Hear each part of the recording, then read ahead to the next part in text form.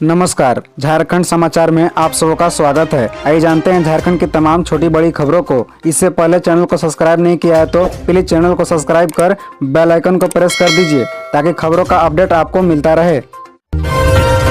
हेमंत सोरेन सरकार की 1932 के खतियान आधारित स्थानीय नीति विधेयक को राज्यपाल ने लौटाया, कहा समीक्षा करें। बता दें कि हेमंत सोरेन सरकार की ओर से पारित 1932 के खतियान आधारित स्थानीय नीति से संबंधित विधेयक को राज्यपाल रमेश बैस ने लौटा दिया है। राज्यपाल ने सरकार से कहा है कि इस नीति की समीक्षा करे। राज्यपाल ने कहा कि विधेयक की वैधानिकता की गंभीरता पूर्वक समीक्षा कर ले। विधेयक की वैधानिकता की समीक्षा करे कि यह संविधान के अनुरूप एवं सुप्रीम कोर्ट के आदेशों व निर्देशों के अनुरूप हो। हेमंत सोरेन की अगुवाई में चल रही झारखंड मुक्ति मोर्चा कांग्रेस और राष्ट्रीय जनता दल झमुमो कांग्रेस राजद की महागठबंधन सरकार ने झारखंड स्थानीय व्यक्तियों की परिभाषी और परिणामी सामाजिक संस्कृति और अन्य लाभों को ऐसा स्थानीय व्यक्तियों तक विस्तारित करने के लिए विधेयक 2022 पारित करके अनुमोदन के लिए राज्यपाल के पास भेजा था। विधेयक की समीक्षा में पाया गया कि संविधान की धारा 16 में सभी नागरिकों को नियोजन के मामले में समान अधिकार प्राप्त हो। संविधान की धारा 16(3) के अनुसार सिर्फ संसद को विशेष प्रावधान के तहत धारा 35 के अंतर्गत नियोजन के मामले में किसी भी प्रकार की शर्त लगाने का अधिकार है। राज्य विधानमंडल को यह शक्ति प्राप्त नहीं है।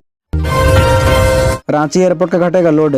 बाबाधाम से पहले इस शहर में शुरू होगी हवाई यात्रा। कोलकाता किराया 1999 रुपए। मतलब झारखंड की राजधानी रांची स्थित बिरसा मुंडा एयरपोर्ट का लोड कम होने वाला है। वर्ष 2023 में 2 एयरपोर्ट से विमान सेवा शुरू होने वाली है। बाबा नगरी देवघर में बनकर तैयार एयरपोर्ट से 17 फरवरी से विमान सेवा शुरू हो जाएगी, लेकिन इससे पहले झारखंड के एक और शहर को एयरपोर्ट की सौगात मिल गई है। Director general of civil aviation ने जमशेदपुर से हवाई सेवा शुरू करने की अनुमति दे दी है। जी हाँ, जमशेदपुर के सोनारी एयरपोर्ट से भी विमान सेवा शुरू हो रही है। शुरू में ओडिशा की राजधानी भुवनेश्वर और पश्चिम बंगाल की राजधानी कोलकाता के लिए विमान उड़ान भरने लगेंगे। जमशेदपुर से 31 जनवरी 2023 से ही विमान सेवा शुरू हो रही है। पता चला है कि मुख्यमंत्री हेमंत सोरेन इसका उद्घाटन करेंगे।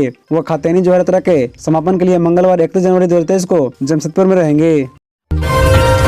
मरांग बरू बचाओ अभियान 11 फरवरी से रेल रोड चक्का जाम। झारखंड समेत 5 राज्यों के 50 जिले में होगा आज मशाल जुलूस। आदिवासी सिंगल अभियान ने मरांग बरू बचाने और आदिवासियों को सरना धर्म कोड दिलाने के लिए बड़े आंदोलन का ऐलान कर दिया है। सिंगल प्रमुख सालखन मुर्मू ने कहा कि 11 फरवरी से अनिश्चितकालीन रेल रोड चक्का जाम किया जाएगा। पूर्व सांसद श्री मुर्मू ने कहा कि रवि और 29 जनवरी 2023 को संताल परगना जनताड़ में प्रेस कॉन्फ्रेंस के बाद प्रेस विज्ञप्ति जारी कर ये जानकारी दी। मुर्मू ने कहा कि इससे पहले यानी आज 30 जनवरी 2023 को झारखंड, पश्चिम बंगाल, बिहार, ओडिशा एवं असम के लगभग 50 जिला मुख्यालय पर मरांग बरू बचाने के लिए और वर्ष 2023 में सरना धर्म कोड को मान्यता दिलाने की मांग के समर्थन में मशाल जुलूस निकाला जाएगा। राष्ट्रपति को इस संबंध में ज्ञापन भी सौंपा जाएगा। सेंगल के प्रमुख ने कहा कि भारत सरकार और झारखंड सरकार को मरांग बरू का मालिकाना हक आदिवासियों को देना ही होगा। सरना धर्म कोड की मान्यता भी देनी होगी। सरकार ने इस दिशा में अब तक कोई पहल नहीं की है, इसलिए तिलका मुर्मू की जयंती 11 फरवरी से अनिश्चितकालीन रेल रोड चक्का जाम किया जाएगा। झारखंड के लिए विशेष पैकेज की घोषणा करे केंद्र सरकार। टैक्स स्लैब को भी बढ़ाए चैम्बर। बता दें कि 1 फरवरी को केंद्रीय मंत्री निर्मला सीतारमण आम बजट पेश करेगी। बजट को लेकर हर वर्ग को काफी उम्मीदें है। परिचर्चा के दौरान हर वर्ग ने अपनी बातें बेबाकी से रखी। अलग अलग वर्गों के लोगों ने कहा कि 22 साल बाद भी झारखंड पिछड़ा राज्य है। झारखंड के लिए विशेष पैकेज की घोषणा होनी चाहिए। सरकार टैक्स के स्लैब को बढ़ाए ताकि अधिक से अधिक लोगों को राहत मिल सके। एमएसएमई के लिए बेहतर नीति लाई जाए। साथ ही व्यापारियों के लिए बीमा, स्वास्थ्य और पेंशन की सुविधा होनी चाहिए। महिला सुरक्षा को लेकर बजट में विशेष प्रावधान होना चाहिए। Federal of Jharkhand chamber of commerce and industries के अध्यक्ष किशोर मंत्री ने कहा कि झारखंड के लिए एक्सप्रेसवे की घोषणा होनी चाहिए। साथ ही व्यापारियों के लिए बीमा, स्वास्थ्य और पेंशन की सुविधा होनी चाहिए। 22 साल बाद भी झारखंड पिछड़ा हुआ है, इसके लिए विशेष पैकेज दिए जाना चाहिए। वहीं अर्थशास्त्री हरीश्वर दयाल ने कहा कि कोरोना के कारण अर्थव्यवस्था बुरी तरह प्रभावित हुई है। इससे पहले ध्यान देना चाहिए कि पैसा कहां से आएगा और कहां पर खर्च होगा। कास्ट कैलकुलेशन अच्छी तरह से होना चाहिए। खर्च के हिसाब से यह बजट महत्वपूर्ण है। कौन है जामुन सिंह सोए? पीएम मोदी ने मन की बात में की झारखंड की इस विधान की चर्चा। प्रधानमंत्री नरेंद्र मोदी ने रविवार को मन की बात की। मन की बात में पीएम मोदी ने झारखंड के जामुन सिंह सोए का भी जिक्र किया। जब से पीएम मोदी ने अपने मन की बात में जामुन सिंह सोए का जिक्र किया है, लोग उनके बारे में जानना चाह रहे हैं। आपको बता दें कि जामुन सिंह सोए झारखंड के रहने वाले हैं। वो जनजातीय भाषा के विद्वान है। भारत सरकार ने कभी कभी उन्हें पद्मश्री पुरस्कार से भी सम्मानित किया है। प्रधानमंत्री मोदी ने मन की बात में कहा कि टोटो हो, कुई कुबी और मांडा जैसी जनजातीय भाषाओं पर काम करने वाले कई महानुभावों को पद्मश्री पुरस्कार मिले हैं। यह हम सभी के लिए गर्व की बात है। उन्होंने कहा कि धानीराम टोटो, जामुन सिंह सोए और बी रामकृष्ण रेड्डी के नाम से अब पूरा देश परिचित हो गया है। जामुन सिंह सोय झारखंड के अति पिछड़े जिले पश्चिमी सिंहभूम से आते हैं। जनजातीय भाषा हो के उत्थान के लिए वे पिछले 4 दशकों से काम कर रहे हैं। जामुन सिंह सोय की इसी प्रतिबद्धता के लिए उन्हें भारत सरकार ने गणतंत्र दिवस पर देश के प्रतिष्ठित पद्मश्री पुरस्कार देने का ऐलान किया। जामुन सिंह सोय शुरू से ही हो भाषा के विकास के लिए प्रयासरत हैं। उनका रिसर्च पेपर भी हो लोकगीत का साहित्यिक और सांस्कृतिक अध्ययन पर था। वर्ष 2012 में कोल्हान विश्वविद्यालय से रिटायर होने वाले जामुन सिंह सोय घाटशिला कॉलेज के हिंदी विभाग के विभाग अध्यक्ष रह चुके हैं। झारखंड के इनामी माओवादी दुर्योधन महतो ने संगठन को छोड़ा, गद्दार घोषित, 53 लाख रुपए गबन करने का है आरोप। बता दें कि शीर्ष इनामी माओवादी दुर्योधन महतो उर्फ मिथिलेश दा उर्फ अवधेश को नक्सली संगठन से मोह भंग हो गया। 15 जनवरी को ही नक्सली संगठन से वो अलग हो गया है। उत्तरी छोटा नागपुर जनरल कमेटी भाकपा माओवादी ने यह जानकारी दी है। पार्टी ने आरोप लगाया है कि शीर्ष इनामी माओवादी दुर्योधन महतो भाकपा माओवादी से गद्दारी करते हुए अपनी पत्नी नंगी कोड़ा उर्फ सुजाता को लेकर 15 जनवरी की रात 8 बजे वह भाग गया। वह पार्टी से 52,77,000 रुपया नगद, एक टैबलेट, 83,000 का एक मोबाइल समेत अन्य उपकरण ले गया। संगठन ने उसे रीजनल कमेटी के सदस्य से निलंबित करते हुए गद्दार घोषित कर दिया है। शीर्ष इनामी माओवादी दुर्योधन महतो के जिम्मे उत्तरी छोटा नागपुर जनरल कमेटी के अंतर्गत जिले सब जोन था।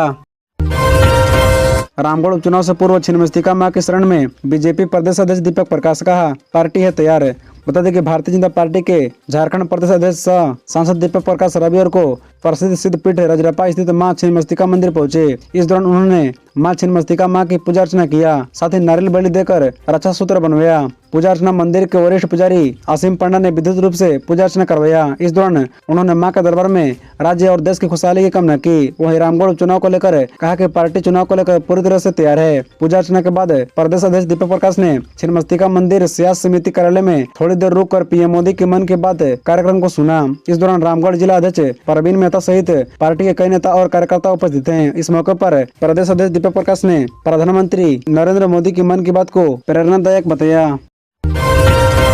जेएससीए रांची के बाद झारखंड को मिलेगा एक और शानदार क्रिकेट स्टेडियम, जाने किस शहर में होगा निर्माण। बता दें कि लव नगरी जमशेदपुर के क्रिकेट प्रेमियों के लिए अच्छी खबर है। झारखंड क्रिकेट एसोसिएशन मिलकर किनन स्टेडियम के विकल्प में नए स्टेडियम का निर्माण करने पर विचार कर रहा है। जल्द ही सोनारी दुमुहानी के पास नए स्टेडियम के निर्माण को हरी झंडी मिल सकती है। इस स्टेडियम की क्षमता 30,000 से अधिक होगी। नए स्टेडियम में खिलाड़ियों के लिए इंडोर और आउटडोर प्रैक्टिस की सुविधा के अलावा रहने की भी सुविधा होगी। बाकायदा इसमें स्विमिंग पूल भी बना होगा। जमशेदपुर के ऐतिहासिक किनन स्टेडियम के विस्तार की काफी दिनों से चर्चा चल रही है, लेकिन ताजा जानकारी यह है कि अत्याधुनिक स्टेडियम के निर्माण के लिए जरूरी 25 एकड़ से अधिक जमीन उपलब्ध है। इस जमीन पर नए और शानदार क्रिकेट स्टेडियम का निर्माण आसानी से किया जा सकता है। यहाँ पर आवागमन और होटल की सुविधा भी 10 किलोमीटर के दायरे में उपलब्ध है। झारखंड के धनबाद में डॉक्टर दंपति समेत 300 का हुआ अंतिम संस्कार। बेटी प्रेरणा बोली, माता पिता की हुई हत्या। बता दें कि धनबाद स्थित बसकोला श्री झरिया धनबाद गौशाला मुक्तिधाम में रविवार को डॉक्टर विकास हजरा, उनकी पत्नी प्रेमा हजरा और भांजा सोहम खुमारू का अंतिम संस्कार रविवार को हुआ। तीनों शवों को मुखाग्नि डॉक्टर विकास हजरा के पुत्र आयुष हजरा ने दी। डॉक्टर प्रेमा हजरा को बेटी ने भी मुखाग्नि दी। इस दौरान पूरा माहौल गमहीन रहा। पुराना बाजार टेलीफोन एक्सचेंज रोड स्थित आरसी हजरा मेमोरियल हॉस्पिटल परिसर में एक साथ 3 शवों को बस्ता कोला गौशाला में करीब 11:25 पर लाया गया। इस दृश्य को देखकर हर कोई भावुक हो उठा। करीब 12:35 पर डॉक्टर विकास हजरा के पुत्र आयुष हजरा ने सबसे पहले डॉक्टर विकास हजरा को मुखाग्नि दी। इसके बाद प्रेमा हजरा को मुखाग्नि दी गई। चीता को देखकर बेटी प्रेरणा बार बार बेहोश हो जा रही थी। वहीं माता पिता के मरने के बाद कहकर बेटी बार बार उग्र हो जा रही थी। वो उठी और बाहर की ओर जाने लगी। प्रेरणा लोगों से बार बार कह रही थी कि उनके माता पिता की हत्या की गई है। बाबा बैद्यनाथ की शरण में बाबा रामदेव बोले, सनातन धर्म और योग से भारत को बनाएंगे विश्व गुरु। बता दें कि गिरिडीह के पारसनाथ से लौटने के क्रम में योग गुरु बाबा रामदेव देवघर के बाबा बैद्यनाथ मंदिर पहुंचे। बाबा बैद्यनाथ की पूजा अर्चना कर बाबा का आशीर्वाद लिया। प्रशासनिक भवन में स्टेट पुरोहित श्रीनाथ पंडित की अगुवाई में 5 वैदिक पुरोहितों द्वारा मनोचार के साथ उन्हें संकल्प कराया गया। इसके बाद योग गुरु ने देवदस ज्योतिर्लिंग का जलाभिषेक किया।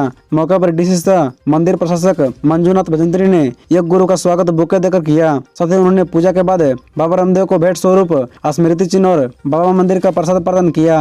पूजा कर वापस लौटने के दौरान पत्रकारों से बातचीत करते हुए बाबा रामदेव ने कहा कि भारत को अपने देश के संविधान, सनातन धर्म एवं योग के माध्यम से भारत को विश्व गुरु बनाएंगे। उन्होंने कहा कि योग के माध्यम से जहां लोग सशक्त होंगे वहीं देश भी जल्द ही विश्व गुरु भी बनेगा।